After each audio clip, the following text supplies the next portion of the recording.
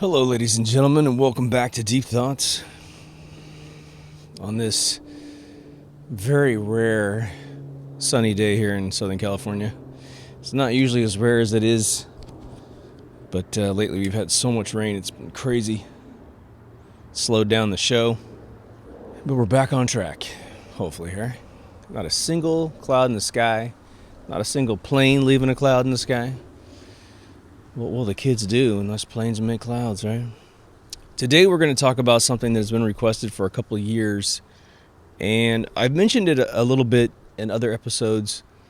Now, some of you are going to know exactly what I'm talking about, and there's going to be part of you that go, what are you talking about? I'll adjust my levels there. It's a little bit better. Let's go at it now. Everybody who already knows, let's just... You can get behind me and sit in those stage seats because you're going to be the authorities on this. But let's break it down to people that don't know. What if I told you that the second you were born,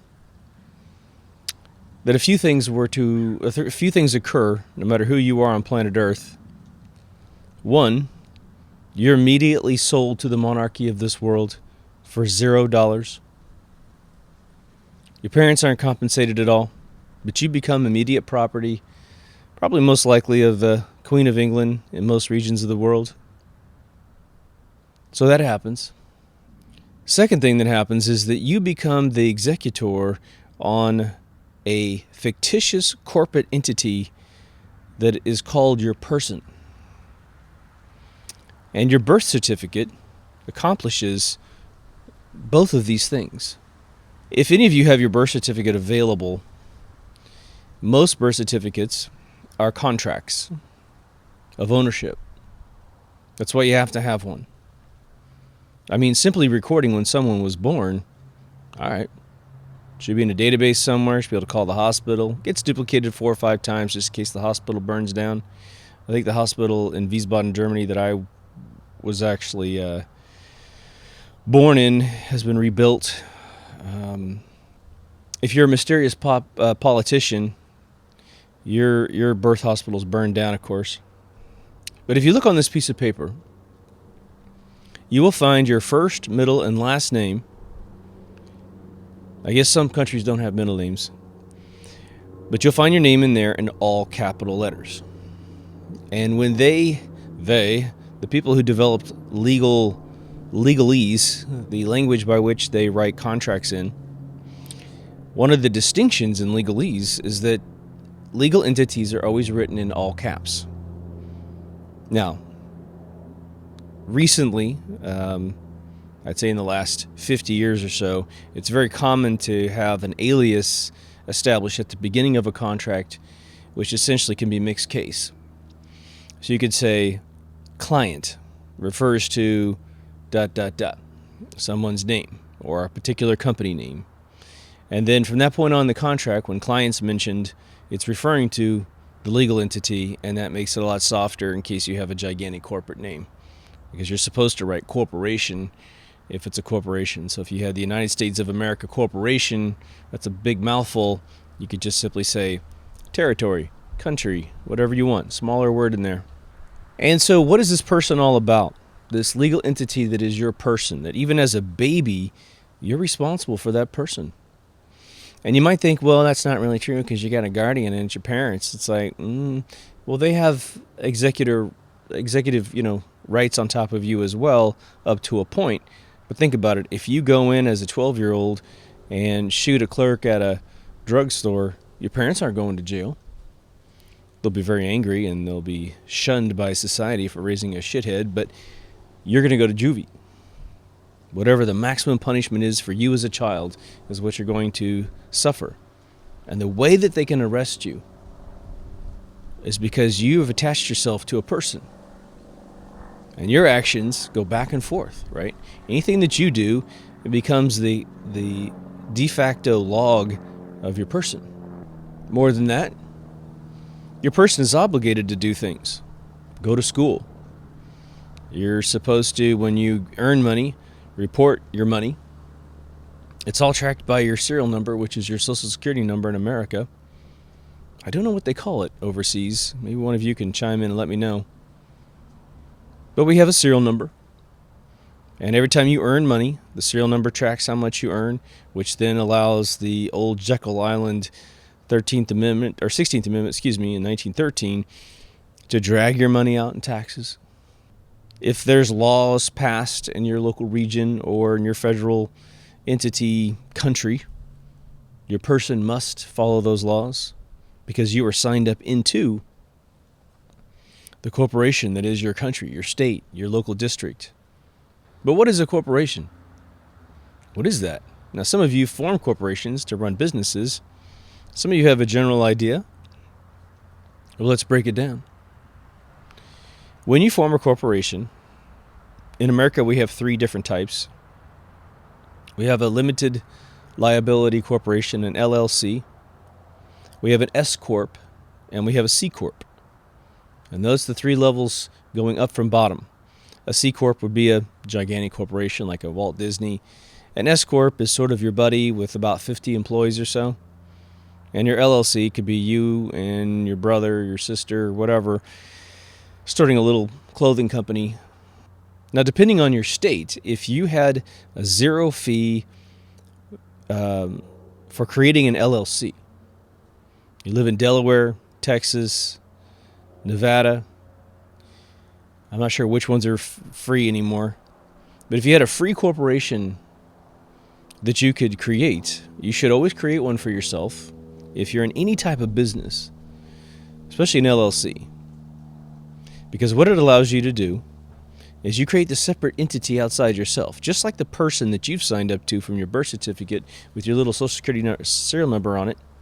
Usually our birth certificates don't have our Social Security numbers on it. We get it later after birth from the Social Security Administration, whatever. But you create a fake person. Your corporation gets an EIN number, which is exactly like a Social Security number, except it's a little shorter, and it's meant for corporations. It allows you to track the taxes for your corporation as a separate entity. Why were these things created? Well, if you're Steve Jobs and Steve Wozniak and you create Apple, and then one of you dies and then the other one dies, how do you manage Apple, the company? How does it have an identity outside of its founders? Well, a corporation allows it to have its separate identity. It is considered, by all means, a person of sorts, right? Easy for me to say. Now, when it comes to liability and taxes, it's very interesting. Well, it's not a mystery to you that you creating or committing a crime, you're going to have to pay for that crime. You're going to go to jail, you're going to pay a fine, or both.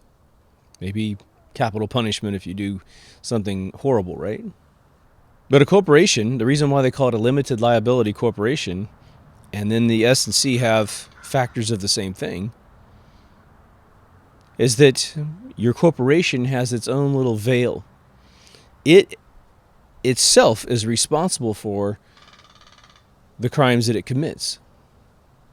You're GE and you dump a bunch of toxic stuff into a pit. I tend to think that corporations were initially created to commit crimes because there's a veil, there's this barrier between you and the actual corporation. How many times have you seen a CEO go to jail for what the corporation did? It's not as common as it should be, right? The individuals that create these corporations know exactly what they're doing. But now when a corporation earns a bunch of money, it usually, before 1913, paid the taxes of the country that it's in. Once 1913 came around and the 16th Amendment was falsely ratified, which created the IRS, which moved taxes from the corporations down to the people, then they were able to collect a whole lot more money. The corporations had already been written out of the tax code, so they had tons of loopholes, tons of deductions, and it all went down to the people. And that's when you have corporations reporting zero income or zero profitability. Again, Apple Computer back in the early 2000s had grossed $43 billion, with a B, but only reported $43 million, I mean, somewhere in that realm, of profitability. How's that possible? Well, one, they have all the payroll. So 43 billion or so, let's just say 40 to make it easy. 40 billion comes in, they pay several billion out to their employees. They're also doing a bunch of purchasing for computers and real estate and R&D, research and development. All that gets written off. All the meals, all the cell phone bills, every single thing that they do utility-wise gets written off. And so by the time you have to file your taxes, it's zero. And that's why, chasing Donald Trump's taxes just shows you how stupid people are. His company, if he has a normal CPA, a certified public accountant, doing his taxes, that certified public accountant has taken an oath to get the smallest taxes, the lowest taxes possible with the highest deductions for any one of their clients, be it you, me, or a giant corporation. That's their oath. And so by them actually doing that correctly, you have a bunch of ignorant Democrats that say that he should be paying tons of taxes. No. If you want people, if you're a fucking idiot and you want everyone to pay taxes because you don't understand the 16th Amendment, let's just say that much, then you would want to give the corporate money to the people because the people pay a hell of a lot more taxes than a corporation. And so it's the way to tax the money the most. And that's what Donald Trump has done, and that's what Apple's done, and everyone does it. If the corporation were to pay taxes, it's a lot less. Okay? But a corporation is created for essentially two purposes. One, it's a veil of liability. Anything that the corporation does that hurts people is blamed on the corporation, and the people can just walk. Now, there's an exception there that if you commit personal fraud, then there's something called piercing the corporate veil. They can get through that barrier and come after an individual personally. It almost never happens because the corporation can always absorb the responsibility in some sort of wording on a piece of paper, right? But the second reason why these things were created was that corporations are different than humans in one particular way. If I give you $100,000 for doing something for a year, and let's say you could find maybe $5,000 in deductions, maybe $10,000 in deductions, maybe that's your standard deduction, then you know that you have to pay taxes on the $90,000 that's left. Okay. If you have a corporation, an LLC in your name, and you'd had me pay your EIN number instead of your Social Security number, and there's nothing illegal about that. If any employer says that they won't pay your EIN number, take them to fucking court because it's bullshit. There's no problem for their accountant. There's no extra work they have to do. They simply write a different number down. Instead of your Social Security number, they write your EIN number and they pay your corporation, and you get to battle it out with the IRS if you make a bunch of mistakes. I've had friends of mine that had corporations and tried to work for various companies, and they said, oh no, we won't pay your corporation. They have to. It's like when you go to pick up your car from the tow company and you want to pay them in pennies because they're assholes. They have to take your legal tender. They absolutely have to. That's where you call the sheriff and they come down. There's all those videos of those people doing that, right? You could pay in $1 bills. They have to take your money. But when you have a corporation, what ends up happening is you give them, well, put it this way, if I paid your corporation $100,000, now you have a lot more options when it comes to deductibles. And so now, instead of $10,000 in deductibles, you might be able to put down $40,000 or $50,000 in deductibles. Well, poof, that goes out to the companies that you pay, your cell phone, your rent, your car, as long as it's mostly devoted to what you're doing for business. A lot of those have been changed recently, but then your tax deductible also went up, your standard deduction went up. But anyway, you would only pay on what's left. And then you're only paying your personal taxes on $50,000 worth of income because you cut a check from the corporation to yourself, and that's your income. So corporations allow you to take a lot more deductions. It allows there to be a liability barrier for what the corporation does. So if you make a mistake as a human being, you're building something, you're trying to put an extension on someone's house, you're in construction, you screw up accidentally. Well, if you have a corporation, boom, they can only sue the corporation. You can file bankruptcy and get out of it. But if you just did it as a general contractor, they can lien your house, your car, garnish your wages, all kinds of stuff. So that's one of the reasons why they do it. Now, for the average person who's trying to do their very best constantly and you never engage in fraud, then you're really going to run this thing smoothly. But there's a lot of people that create corporations, run them until they're belly up, BK out, and then create another corporation and just keep doing that over and over again. There was a family in my hometown where that's what the father did. The father would create a corporation, make some money, buy all of his kids brand new cars, and then bankrupt the place, and then he'd create another corporation, and this guy just had a way of bleeding it out. His kids always lived in the best houses with the best amenities. They didn't turn out so great, but anyway, there's a method for that. But now back to the straw man. I wanted to give you that background so you understand this person that is you. The person is not a corporation. The person is just a legal entity, a product. Someone has purchased you. Someone has been given you, actually. And so when you're born, you have to represent your person. Every time you go to get a driver's license, pay a traffic ticket, what's being summoned into court is your person, not you personally as a human being.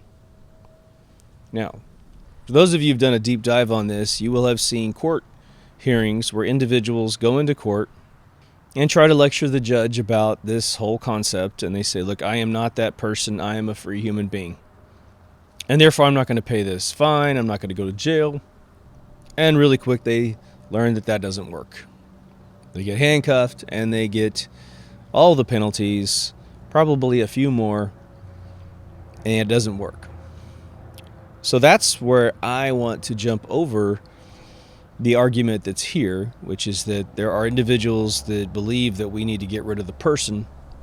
And I think that there are definite things that need to stop. We need to make sure that when you're born, that this entity person thing is not some hidden paperwork that is shrouded in misdirection. When you were born, your parents need to be given this legal entity that says, this is your child. This is what your child's responsible for at the various ages. At 18, they assume complete ownership of themselves. Until then, there's maybe another breakdown. But what we need to stop doing is saying immediately, you're property of anybody else. You're not. You're your own entity. You're responsible for yourself, and you own yourself. Okay? Now, what we can do, and this is what actually occurs, but again, it's a lot more intense than I think people understand. You need to join a country, because without joining the country, you can't benefit from the mutual spoils of all of us coming together to donate our money in, which is called taxes, right? And it actually is donations compared to when you really compare it to the Constitution, it says it's voluntary, right? But we actually have armies and police and fire stations and ambulances, and it's all networked into this entity that is the United States of America Corporation. Now, I've said it several times on the show way back in the day, but it's always important to remember this. Washington, D.C., just like the Vatican, is its own sovereign country. What's that mean? Well, when you go to Washington, D.C., you're no longer in the United States of America. I mean, technically you are, because the United States of America is around the other entity, but you're standing on sovereign soil that belongs to the United States of America Corporation. So, let's look at that. What's in Washington, D.C.? Well, the President of the United States is in there. The Capitol building's in there with all the different branches of the executive order of our country. So the Senate and the House, the legislative, the judicial. You have the Supreme Court. Very important distinction here. So imagine that the highest order of court that we have is not inside our country. It's in a sovereign country called Washington, D.C. District of Columbia. Columbia. What the fuck is that? Right? What is that? Well, Columbus the Statue of Liberty, Columbia Pictures, another Statue of Liberty lady, right? It's all related. It's related to an order out of Europe that actually is the collection of money changers. As I've had it described to me, Columbus is I forgot how it breaks down, but it's something of the dove. And so it is an entity that has been around this planet. Remember, the money changers were the ones that pushed out the Masons. So once you control all the money, it doesn't matter what you know. Once the Masons essentially became less coveted because man started figuring out how to build buildings and water wells and that kind of stuff, they had to up their game. But unfortunately for them, the money changers came in and realized how fiat currency worked, and they took over the world. Money's power. Anything that has value, especially the way they do it, which is creating it out of thin air. I mean, imagine that. They figured out how to take 1 bar of gold and turn it into 10 bars of gold. Being 1 is the principal and 9, which are fake. Fractional reserve banking. So the Statue of Liberty is Queen Semiramis, also called Queen Ishtar. And she is the dove symbol. Christopher Columbus is not his last name. He is the one who conquered the United States on behalf of this cartel. When Princess Di was murdered, they put Statue of Liberty hand holding a flame above where she died on the overpass on the top, saying, "We did that. That's us." Columbia Pictures, again, has the Statue of Liberty in there. It's a different looking lady, but you realize it's the same pose. Holding. There you go. We fly into that flame, right? One of my buddies created one of the first animations in color of that logo. So when this place was formed, for some reason, even though it's all Masons that formed that place, right? They have pentagrams on the street configurations, pyramids. There's an owl, which is the advisor to Queen Semiramis, and the Capitol building's directly in the belly of the owl. I mean, it's freaky. The Statue of Liberty is finished in 1885. The Washington Monuments finished 1 year later, delayed only because they ran out of stone during the Civil War. Supposedly, I mean, that's like 20 years away. I'm not sure how that all works out. But it's an obelisk, right? Which is an Egyptian symbol. How does that happen? The Egyptian symbol was, 50,000 years old. And we built one here in the United States as our Washington Monument. Kennedy's murdered in this weird kind of triangle pyramid street configuration in Dallas, and off to the side of where he's murdered, just around the grassy knoll, is a obelisk from the Masons commemorating his death, saying, "We did that." The White Knights, right? I don't want to get too off on a tangent, but I need you to understand that the underbelly of everything that's sort of the foundation of this country is wonky as shit.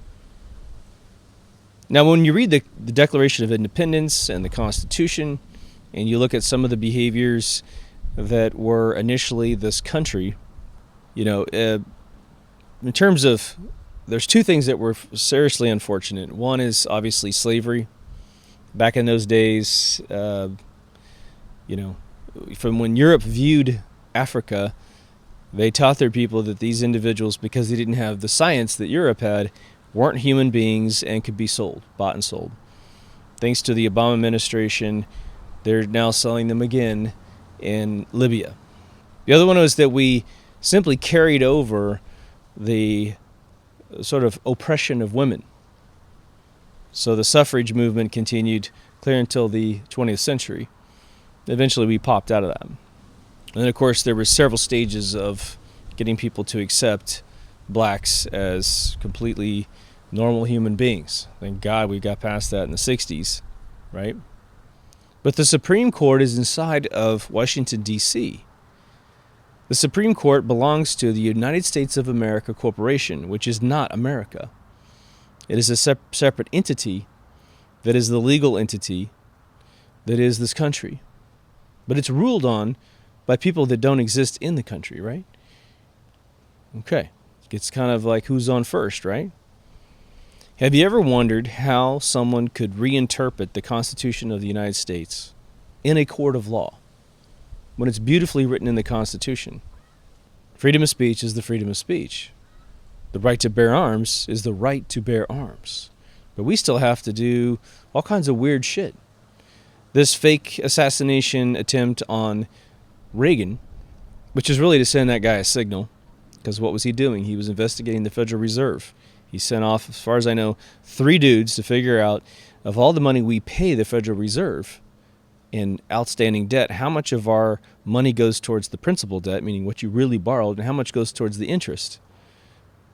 And his dudes came back, and as I've heard it reported several times from several sources, they told him, well, President Reagan, we haven't paid on the principal of our debt since around 1952 to 54, somewhere in there. We're going to have to go deeper to figure out exactly when it cut off, but we haven't paid on it for decades. Well, they took this kid Hinckley, who was a mental institution patient who was only let out on weekends to have lunch and dinner with his parents, and they get him wherever Reagan is, and of course he pulls out this pea shooter and starts just firing in the air. Brady is shot in the temple, and then we got the Brady bill, which is that we all have to wait 7 days to buy a weapon. Now I can say, just knowing people that are loose cannons and they're just dangerous human beings, the Brady bill definitely protects us against that layer of crazy where someone's just out of their mind and they want to buy a gun to shoot somebody. That is a decent mechanism. The unfortunate thing is that's a fraction of a percent of people that are, going out to get a gun to come back and shoot somebody. And so most of us are penalized when we just want to get this thing taken care of. You want to go to a gun show, you want to buy a gun, go home with it, and just have it right away. But the Democrats have been going for guns for a very long time because they're deep state operatives to the max, right? Again, this is no mystery to most of you. If they disarm America, the whole world goes to shit. And I know that sounds super arrogant to anyone not living in America, but the second this place topples and there's no one to come save Europe from absolute reverse engineering tyranny and monarchy, it'll be THX 1138 before you know it, but we'll go through this Orwellian phase first, which will make the Inquisition look like a day at Disneyland. But how are they able to interpret the Constitution of the United States? I mean, it's clear as a bell. Because they don't belong. The Supreme Court does not belong to this country. They belong to the District of Columbia, and they are following bylaws that go with the corporation. What's a bylaw? All right. How many of you have ever played Monopoly at someone else's house, and there's that corner square, which is free parking? Some houses play it the way the game was actually created. It's simply free parking. There's no penalties. Nothing special happens. The way my family plays it is that every single penalty that you have to pay, unless the card says give it to the bank, you pay it to the center of the board.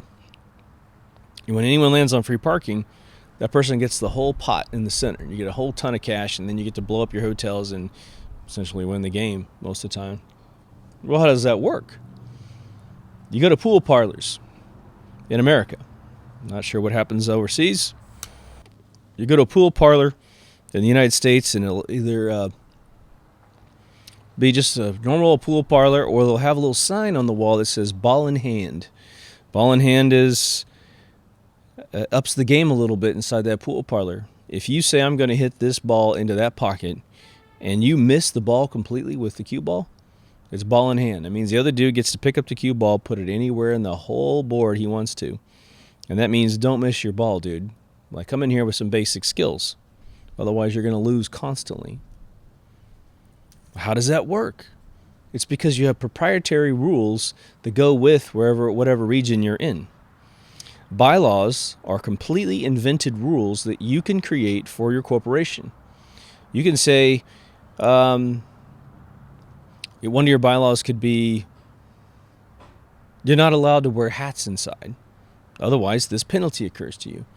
Maybe it's you get fired.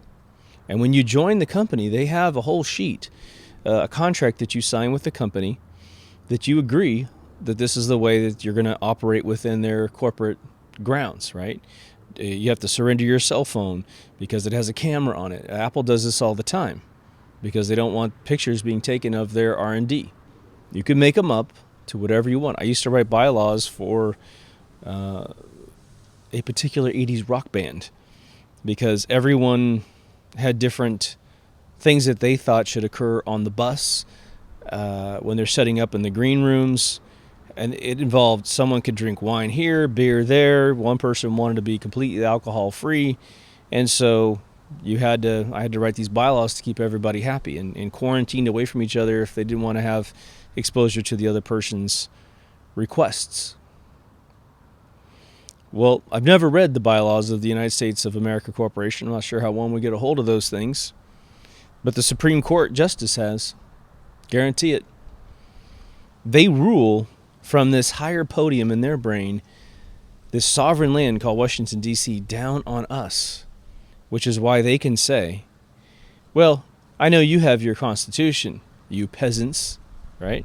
You worked forever to get your version of Magna Carta established in this country. But immediately, as a sovereign part of protection for all the politicians that know they're just as corrupt as fucking hell, right? They want this corporate veil around them to protect them from what they do. Now, I'm not sure how it works when you become a senator or a House representative or someone who works in D.C., whether or not your person is then adopted by the Washington, D.C. Corporation. I wouldn't think so, because you can still get charged if you kill somebody, if you speed. But there's all kinds of weird hidden laws out there that no one seems to know about. Most people in Britain who are not woke, let's just say, they're completely unaware that it is impossible to charge anyone in the royal family, the Windsor family, with any crime of any kind. So Prince Andrew, who's been caught at Lolita Island with a girl who then shows up with Bill Clinton, who then shows up with Eminem, the rapper. She's just like this little sex puppy. He can't be charged for any of that. The other weird relative that's always down in Monaco throwing huge parties, right? He makes Charlie Sheen look like he's taking a nap. That guy could never be charged for anything that he does. You can't press charges against the Queen. Now, the President of the United States has very similar protection, and only impeachment, or this other Section 8 25th Amendment thing, could touch the president. You know, if he's mentally insane, like Woodrow Wilson ended up, or he's committed a crime, like, impeachment's sort of anything they want to have a problem with, right? Like Bill Clinton getting a BJ in the White House, it's not really a crime. It's maybe morally repugnant to people that believe in monogamy. But hey, when you're married to Hillary Clinton, got to give the guy a break. But the dude's a rapist. You know, he exposed himself to Jennifer Flowers. You know, there's almost 30 women that went up against this guy, and all 30 lost. And then Hillary supposedly spent a bunch of time, chasing them out of the country and threatening their lives. Just ask Anthony Bourdain how that works, or Mini-Me, who happened to tweet about being chased by her thugs or having news or information on her, and then boom, they're dead. Crazy. Got to be careful, right? So where did this person thing come from, and can we live without a person? That's where I want to really focus in this episode. Because we tend to, I think most sovereign human beings and people that are awake, sovereignty is something you understand. Now, when I was a kid, they could have said sovereign to me every 5 seconds, and I wouldn't know what they're talking about. And if they said, well, it's you being free. And even as a child, I'd be like, I don't understand, man. I kind of do everything I want. Yeah, I got a bedtime. I got to go to school. But what do you mean, sovereignty, right? So as an adult, you truly understand it when you feel yourself being repressed. Anytime you have to go through one of those drunk driving lines in your hometown, it's so frustrating.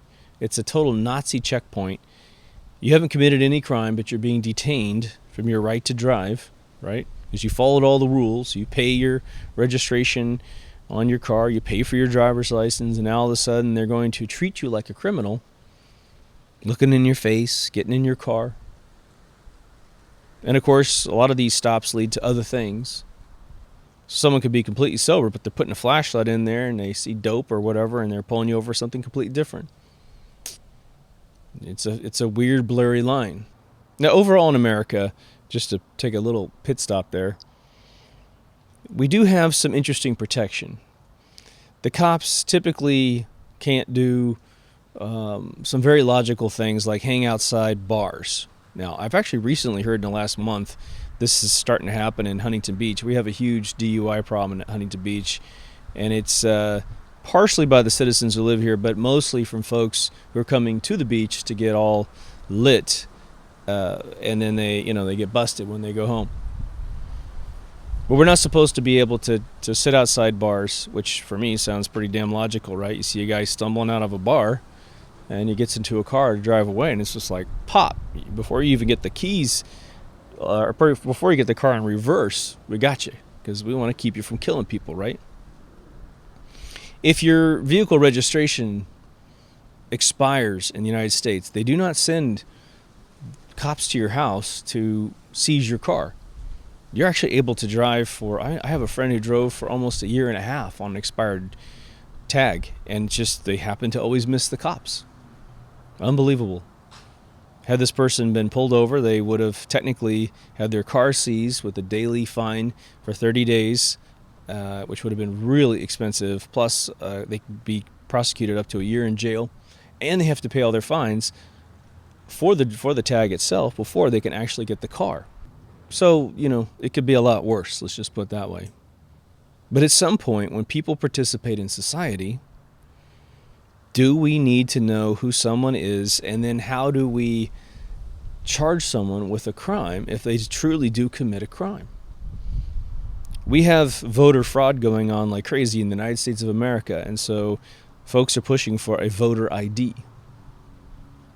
The voter ID is obviously required before you vote. Now, when I went and voted down the street for the last presidential election and last senatorial election, I put my driver's license out there, and the ladies, I got it on tape, man. She said, I don't need that. Oh, well, 2 times ago, I remember this dude bringing in his, it's a Mexican guy, bringing in this old grandpa Mexican guy who didn't speak English, and he said, it's his first time voting in America. And it's like, really? Why don't you prove he's a fucking citizen first? But there was no need for proof. He filled out a provisional ballot, which means you can just fill in your name and your social security number and da-da-da. Well, you can get social security numbers when you're not a citizen. So the voter ID is extremely important. What if someone murders someone? Well, we need a methodology to be able to put these people in jail, to hold them, give them due process. And then if they lose in a court of law because they're found guilty, got to put them in prison. So the thing I always focus on is this. I did an episode on politics. I think it's in season 1. Maybe it's in season 2. But I did this desert island analogy where I built it up from scratch, saying, what if we were all stuck on a desert island? And it's a big island. It's got enough for interior crop growing, fishing on the coast. How would we bring this whole thing together such that we could be a homogenous community? Because you know that fishermen are going to need things different than the farmers in the center. So when you harvest resources to give them what they need, right? So your fishermen are going to need things to make nets. They're going to need things to make boats. You need, irrigation mechanisms internally, plows, animals, all that kind of stuff for the center. And maybe you have a limited amount of resources that grow out of the ground. So you have to get organized and create a government. If there's a dispute, you need a chain of command that goes, okay, I know you fishermen are really upset, but you have some boats. That's good. But we had a monsoon come through and destroy all the crops in the center. So just so you know, we have no crops growing right now. You still have the ability to fish, and even though you're delayed from getting your upgrades, we've got to get the crops going again, or we're going to starve to death. Do you understand? And hopefully the fishermen go, all right, God damn it. Maybe we can take our other hours when we're not fishing and come inland and help you guys set that up quicker so we can get our boats quicker. Sounds great. And we'll commit to the farmers helping you build your boats as soon as you help them get the irrigation working, because there's obviously a time of day when they don't need to work. Boom. Solutions. So if you go all the way back to sort of your Adam and Eve type stage of life, right? You've just got a really small group of people. Obviously, there would be no need for this person. But the second you hit 100,000, then 1,000,000, then 10, then 100, then 1,000,000,000, you've got some issues on your hands, right? If any of you have been following the crime that happens all around the world by people crossing borders illegally and committing crimes on the other side because, hey man, it's not their country, it's not their people. If someone's a serial rapist, well, they don't want to blow it in their hometown. They want to be able to come home and remain that two-faced hero. I'm a great guy, I give money to the kids. But they've got this rape fetish, right? And so they go across the border and they commit this crime, and then they cross back over the border, and it's as if they don't exist anymore.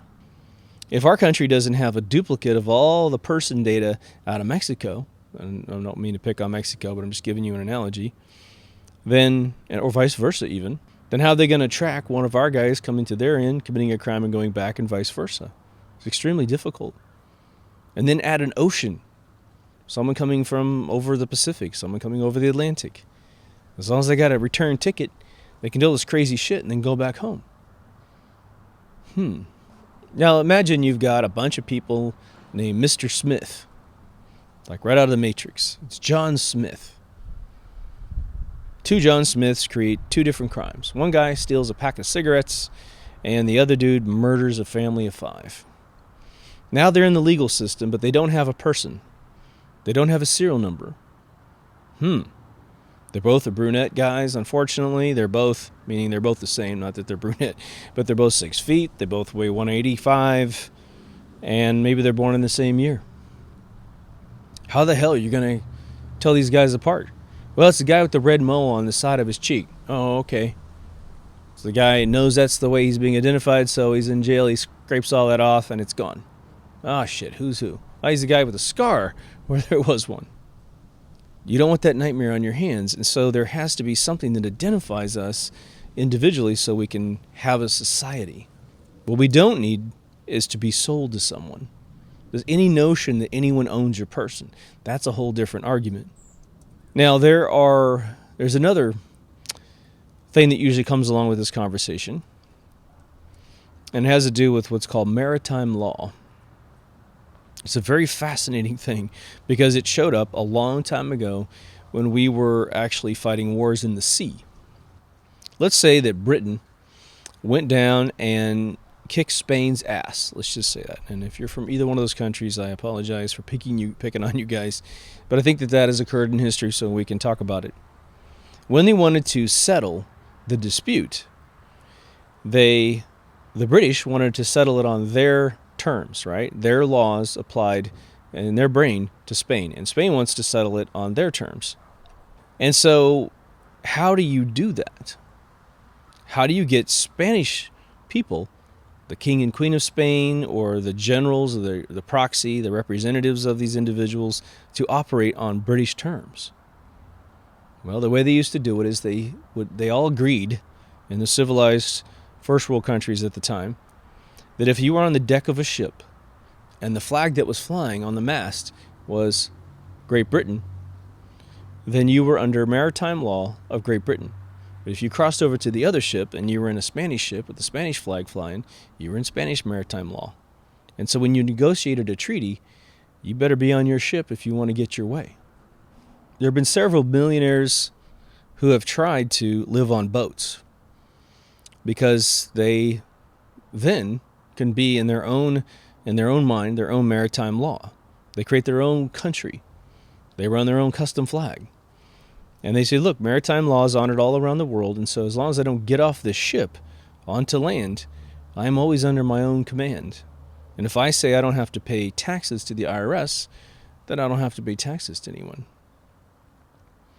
There was a big, and who knows what the truth is, but there's been, accusations to people like L. Ron Hubbard, who started Scientology, being off on his boat, and he looked at the tax code, and he was furious about the way that he probably understood that the IRS is actually says voluntary taxes from the citizens. And he's like, look,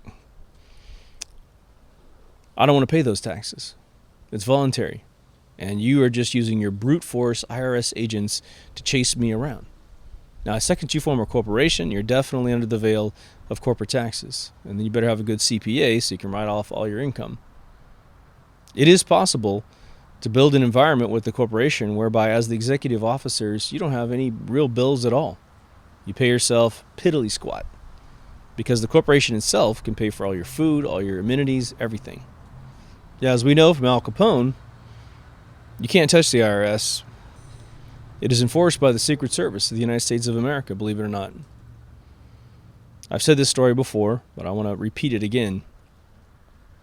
There have been individuals that have done this. Again, there's a family that's named Green, and I believe it actually had an E on the end, but don't quote me on that. But he was a meatpacking company here in America, and they ended up making hundreds of millions of dollars. And I think at one point in the 70s, they had managed to amass, I think, near $1 billion in assets. And so they started a bank, I think, in Colorado. And the son, who was just starting to take over his father's business, who then took over his father's business, so it was a 3-generation company, he said that they got a visit from the Secret Service right away. And the Secret Service said, well, if you're going to dabble in banking at your level, because of the power of fractional reserve banking, which is legal in the United States of America, you're going to be able to parlay your $1 billion into essentially $10 billion in assets. 9 going out in fractional reserve banking methodology, and you still have the 1 in the bank. They don't want any competition. You're not allowed to be a competitor with the banking cartel.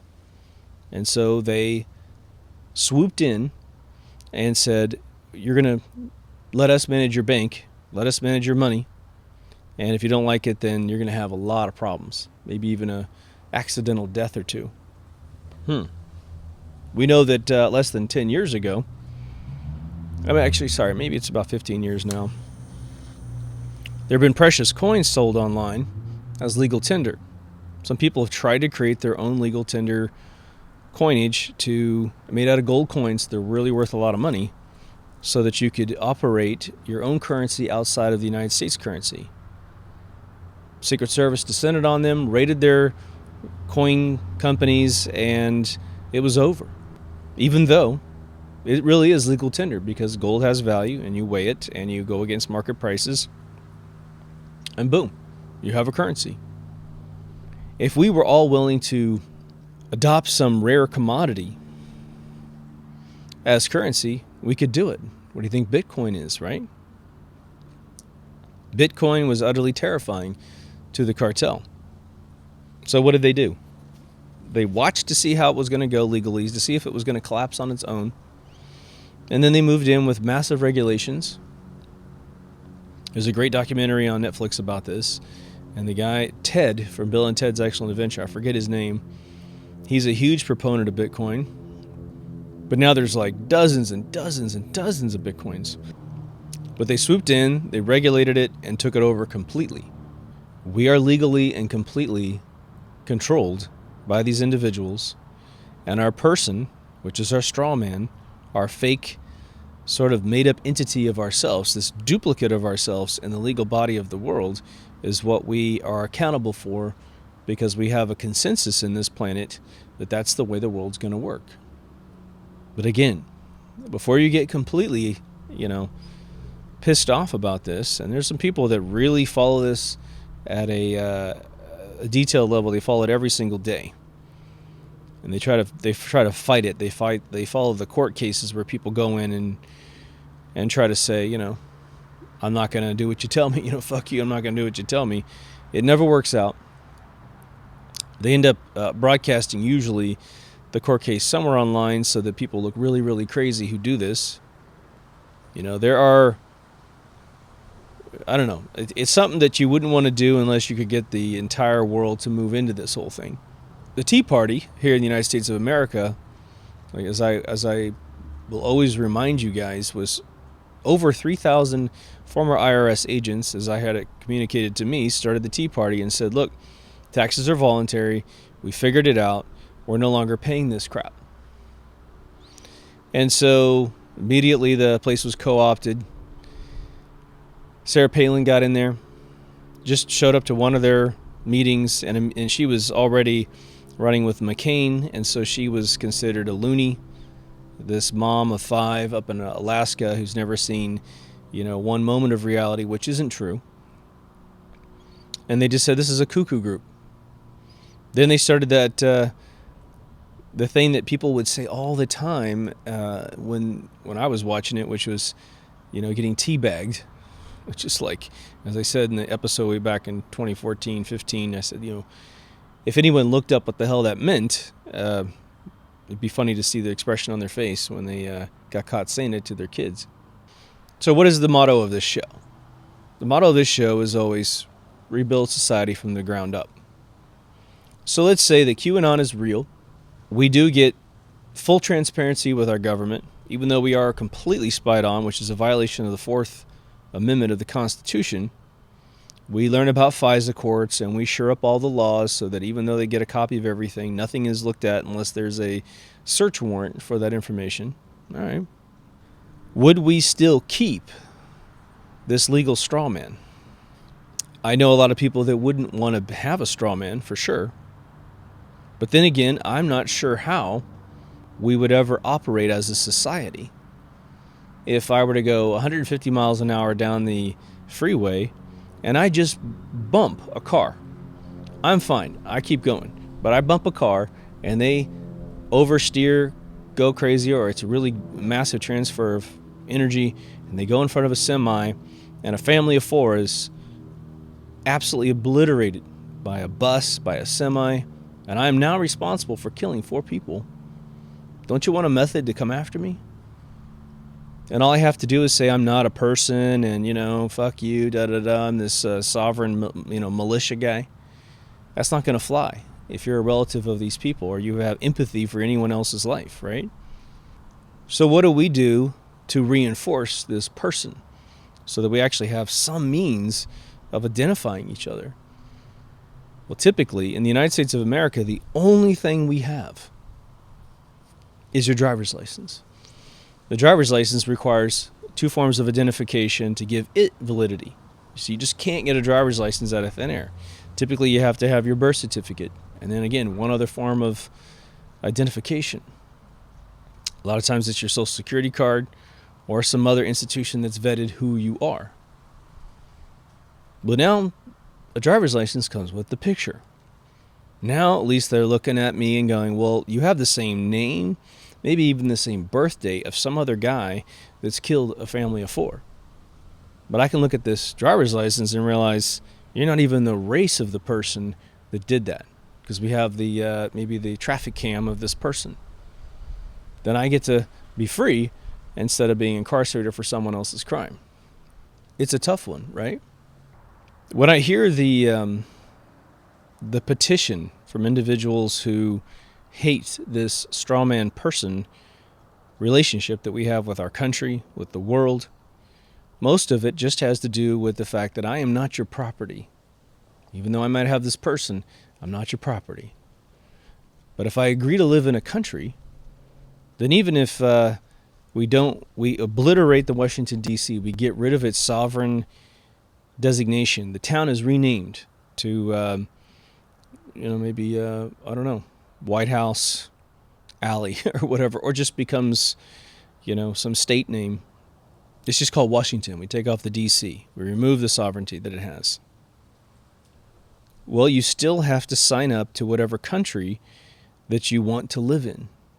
France operates different than the United States, different than the UK, different than Scotland, Ireland, Iceland, Australia, Africa, South America, right? Asia. So you have to pick what country you want to live in. Do you want to live in a country that has a popularity app that's forced on you? Then you probably want to live in China. You want to live in a country with no extradition? And then you go to the Five Eye headquarters, which is New Zealand.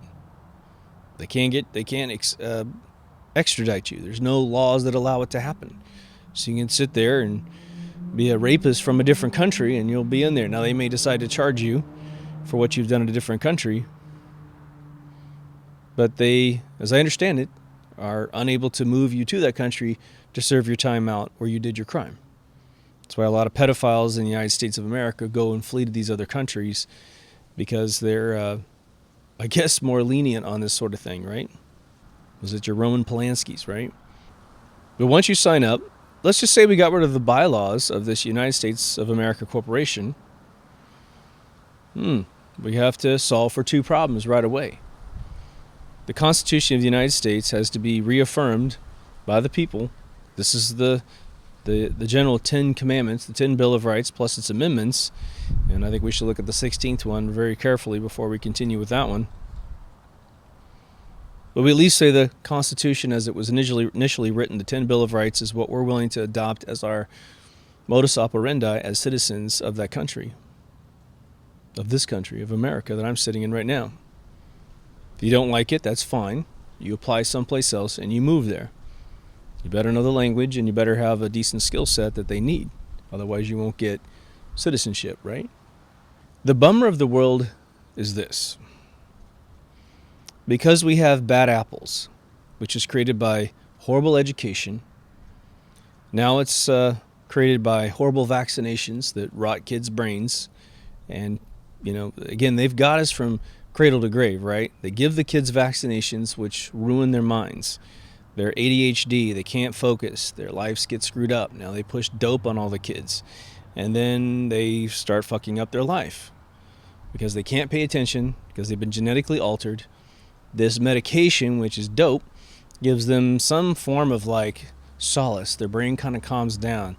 They feel like normal people when they're on drugs, but then they're tired all the time.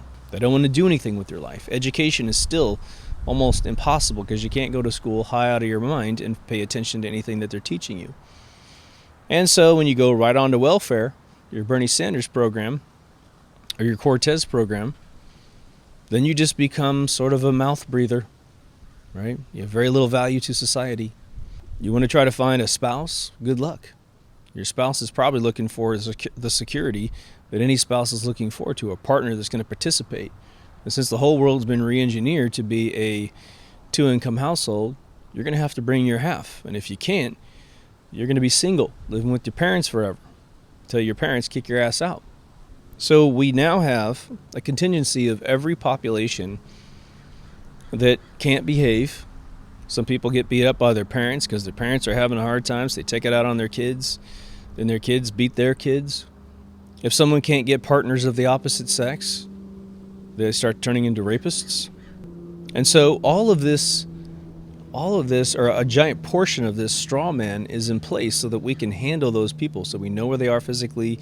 We can go apprehend them and put them away. It's our choice as a society to do that to other people. In a little village, well, we'd probably just kick them out of the country, kick them out of our little area, right? Our little village. We'd say, you're no longer welcome. All the guards that guard every entrance to our village have your face and name imprinted in their mind somehow, and you're not allowed in.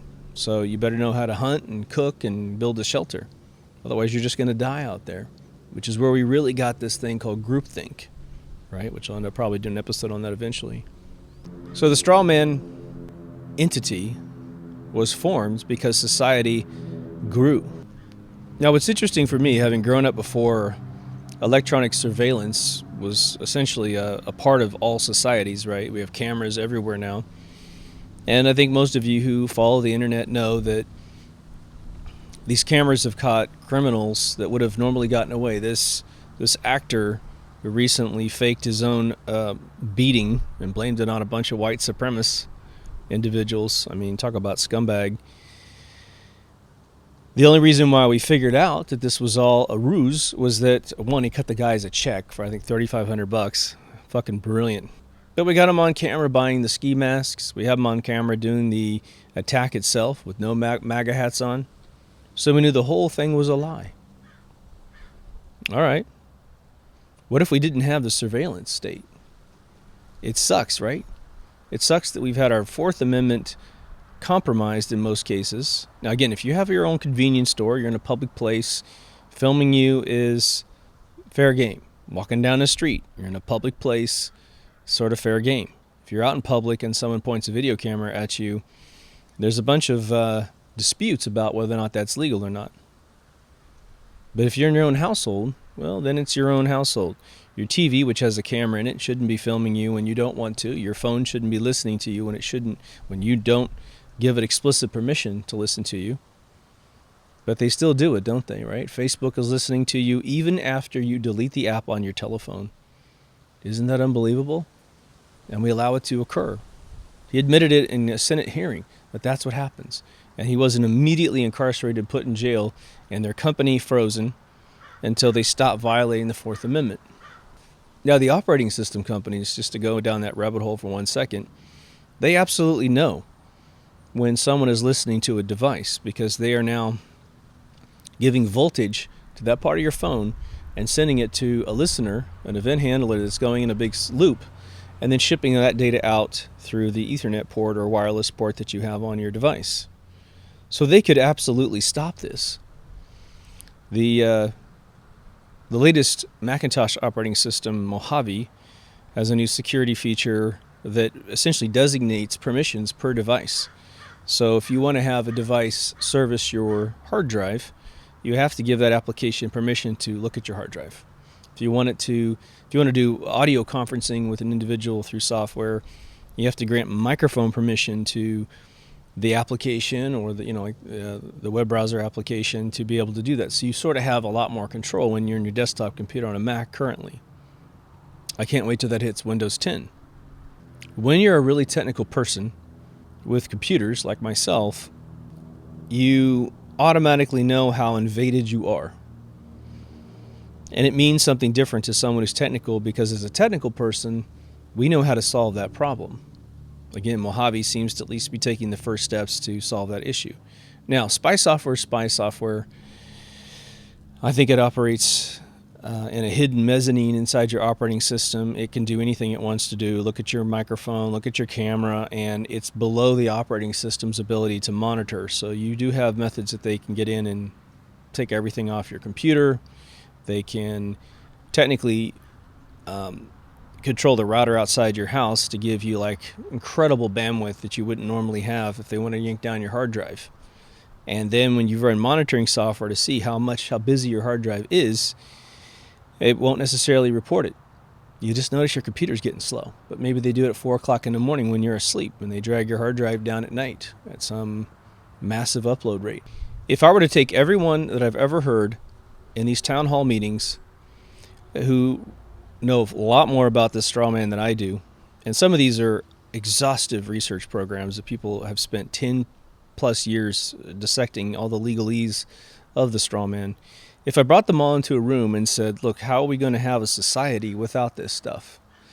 I am yet to hear one presentation that after they tell you how you're being sold off to the monarchy of Europe, Western Europe, of how they're going to solve this problem and let us have a society. Now, someone up in Montana or Alaska that's living in the hills, they literally hunt everything that they eat. They use berries. They live like Native Americans. They're looking at us going, well, it's real simple. You just need to do what I do. But when you live in Los Angeles, which has, roughly 25 million people with all the neighboring cities combined, neighboring counties combined, then you're looking at it going, well, there's a big problem here. Plus, we're letting in foreigners illegally to control our voting, to control how much money gets bled out of the system for free insurance, all these other problems. Then you're going to have to come up with some mechanism to identify individuals discreetly so that you can even track a metric. A real simple analogy would be, you're that Alaskan dude, you're that person in Montana, and every day you leave your log cabin and you go out and do your hunting. But someone's watching you, casing your joint for a couple days. They're super hungry. They're out there in the middle of the woods too. And they realize that you go north of your place 2 miles, where all the deer and whatever antelope roam, right? And they sneak in your house. They don't break anything, but they take your food. They take maybe just some of your food. They take some of your water, all the stuff that you've been working hard to supply yourself with resources. And then they go back out in the woods and they munch on it, and they've got a little tiny shelter out there that keeps them out of harm's way for the most part, but you come back and your resources are gone. That's a little tiny analogy of what it's like to have folks that are untrackable. How would you know who's coming in your log cabin? You're going to have to go north 2 miles and then backtrack around the side and pincer maneuver this person to figure out who the hell it is, right? And then what do you do with them? Well, let's take you back to the 1800s. There's no law in those areas. In fact, the Louisiana Purchase hasn't occurred. And so it's basically law of the jungle, right? When the Mormons headed west, they left the United States of America to live in this region that's now called Utah. Well, it wasn't America when they moved out there. It was eventually purchased and called America. All the Settlers of Deadwood, if you watch that show on HBO and study the history of it, if you buy the DVDs, there's a lot of amazing documentaries inside the DVDs. You'll know that they got there and it was sovereign land. It was the Native American land. It's where Custer, I think, bit the dust.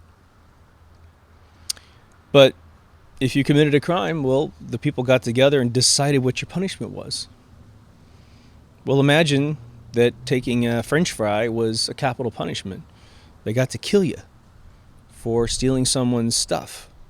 If you look at a lot of the street justice that is filmed in Asia, South America, Africa, they don't fuck around, man. You steal, they cut your fingers off, they cut your entire hand off. I've seen, unfortunately, at least half a dozen videos. I think it's mainly in Africa. I've seen guys get their hands chopped off. It's intense. I mean, imagine that. You lose the instrumentality of one of your hands because you stole something. Well, one, that's a pretty good deterrent from stealing. But Jesus Christ, that person was young and stupid. Maybe they actually have a reason to be stealing because they have no food at all. And when you have no food, you go feral, meaning your rationale for other people's empathy goes away. I've had friends of mine in the course of their life tell me stories about being homeless. And one of my friends ended up being homeless in Los Angeles in the last 5 years. And nobody knew it because they didn't want to really admit it to anyone. They had no cell phone because their cell phone program had, expired and they had no money. So they weren't able to text anybody saying, could you please, help me? A couple bucks, something. And one of my friends walked into a fast food restaurant and they told me, look, I just started screaming at them to give me food because I was so starving I couldn't think straight. Well, here we are, spending $6 on a coffee, and this person was looking for $3 to buy a Big Mac. We are a world of plenty, aren't we? We just don't distribute it well. We allow corporations to come in and cut down, rainforests, destroying the oxygen machine that keeps us alive. And then we want to talk about how the climate changes. Oh, really? Out of all the things I've ever mentioned on the show that we would have to re-engineer or modify or analyze, I think the Strawman person issue is probably one of the most complex, gut-wrenching problems to solve. And, that doesn't make me happy because that's an issue. I think the solution would be something on the order of we need something to obviously identify everyone, to figure out what country you belong to, what laws you must obey because you're in a particular country. When you do cross over a border, just like maritime law, you're assuming the laws of that country. So if it's okay to do something in the United States but not okay to do it in Mexico, and I cross that border, I need to understand what laws have increased on me so that I don't violate those laws, right? Sure as hell won't steal anything anywhere I go outside the United States. Again, I think the button on this whole thing, to fix this whole thing, has to do with education, obviously. We know that education is sparse in the majority of the world. Hell, even the first world country of America. We've got a horrible educational system. It used to be unbelievable. It used to be the example to the world of how to educate your people. And now it has been infiltrated. Charlotte Iserby, I'll always mention her book, The Deliberate Dumbing Down of America, was a bunch of agenda hatched in Europe to destroy America, and they got their way, and they're still getting their way, right? Big giant corporations are moving into small towns and destroying all the business. And these people in these small towns don't realize it, and they're so happy they get these corporations in there, not realizing, well, as soon as you get a fast food joint, all the local restaurants start losing customers. Once you get a big giant department store that's selling paper towels and toilet paper cheaper than everybody else, all the little tiny department stores or grocery stores go out of business, department stores go out of business, shoe stores go out of business, clothing stores go out of business. But they're so happy. They'll go on Facebook and like that corporation. Yay. They've been taught to worship their demise. Well, once you do that, you break society at its very core foundation. And once you break the foundation, you create people that are going to eventually, potentially, end up committing crimes. And that's where the straw man has to swoop in so we can track people who are committing crimes against the rest of humanity. If we were to fix this problem, then we could probably lighten up a little bit on how much surveillance has to occur. But we have entities that report themselves to the society that we live in as news organizations.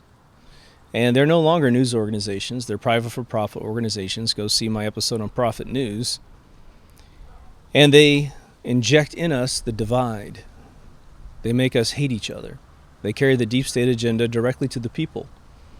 They create personalities that then are worshipped because there's some identification that we have with this person. Someone will say they're gay, and so they like the gay person who reports the news. They don't listen to the message. They just have this identity with this other person. And there's straight people that do the straight thing, right? And this dude looks like the kind of guy I like to play pool with. So whatever that guy says, I'm always on his side. And as long as that guy, for 80% of what he reports on the news is legit, he can feed you 20% that's the divide. It's a huge problem. That's why we have to make sure these organizations go completely out of business. And I don't think there's one that exists today that has any massive popularity that we should keep. They all should go out of business. As Q says, we are the news. As I said in the Profit News episode, we are now relying on essentially all of us being journalists, reporting back to society through YouTube, Twitter, Facebook, what's actually going on in your local territory. Now, it used to be that you could say, well, I live in a town or a city, and all I have to do is pay attention to my town and my city. All right. Problem is the deep state is trying to swoop in at that level, changing and destroying your town. Then you might say, well, I live in this thing called a state, so I just got to protect my state. Well, we know that doesn't work because states can be huge like California, where the northern half of California believes a completely different philosophy than Southern California. Do we just keep dividing up states until we have little tiny states and it's, we have like 4,000 stars on the American flag because we've divided it up so much that we're kind of all alike in our little areas? Sounds like a bad solution. Next up is your country. All right.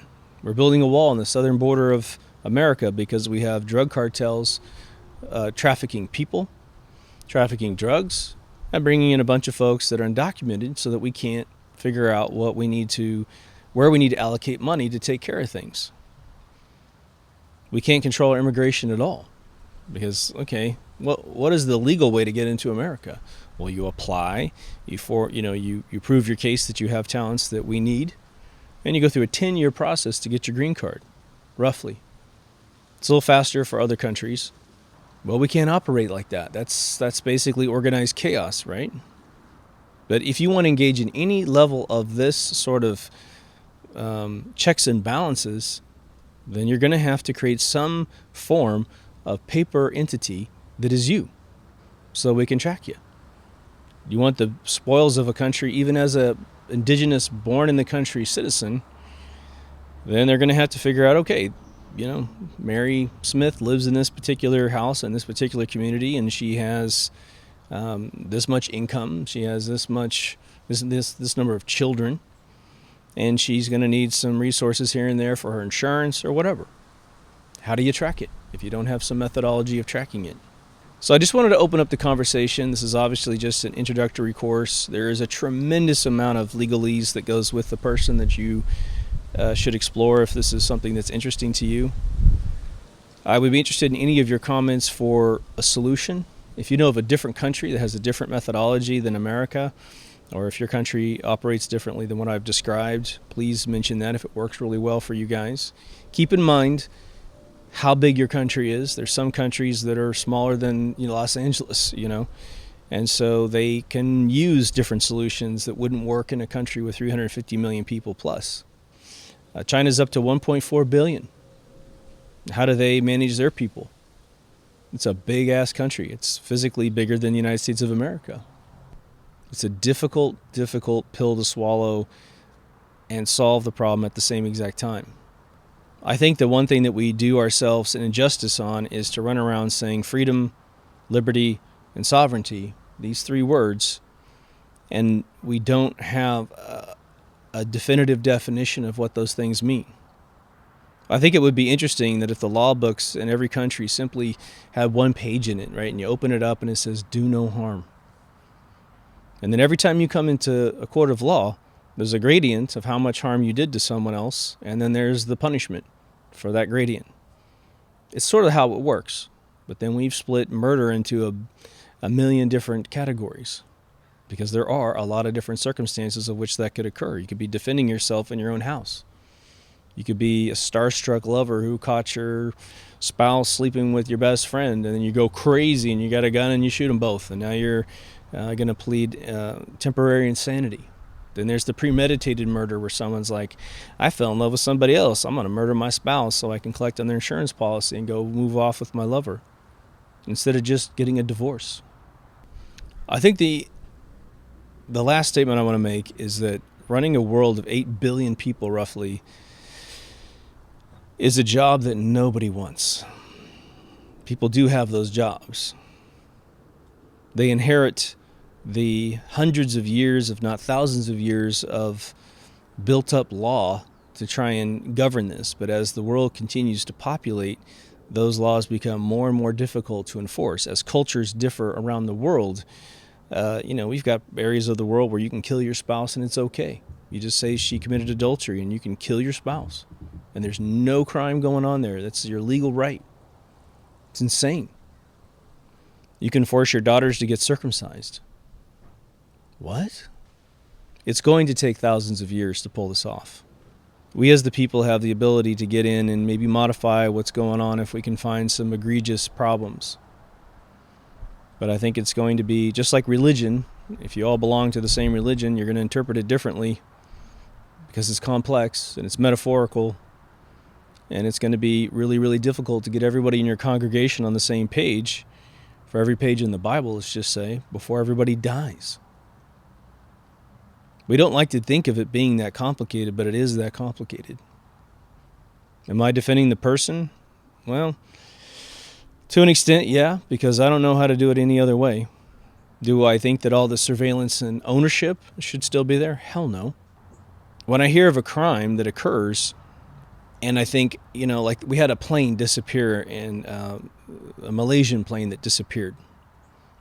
Everybody with the right mind goes, they know where that plane went. There's no place on planet Earth where a plane is flying, especially a commercial airline, where there aren't, a dozen satellites that know where that thing is. I mean, if there's a blind spot in the world, I don't think any military would allow it to exist, because that would be an invasion point for everybody in that region. You could launch a whole armada of planes in this blind spot, and it could come right at America, right? And all of a sudden there's 50 blips, and they're all distributed, so it's really difficult to knock them out of the sky. I don't think those places exist. So I think those crimes are bigger than we typically allow it to be. I say that, allow it to be in our minds, right? We don't want to believe that the world could have a whole airline that disappears. It happened, and we forgot about it. Geez, don't leave your first world country, because you could end up on these planes and you could vanish. It's horrible, right? Anyway, let me know what you think in the comments. This is a tough one. If you haven't been to deepthoughtsradio.com, please go. It's where you can switch feeds from audio to video. There's a locked Facebook group, which is awesome. There's a Patreon page in case you want to donate to the movement. It just pays for my cigars and other things. Helps me pay for 4K cameras.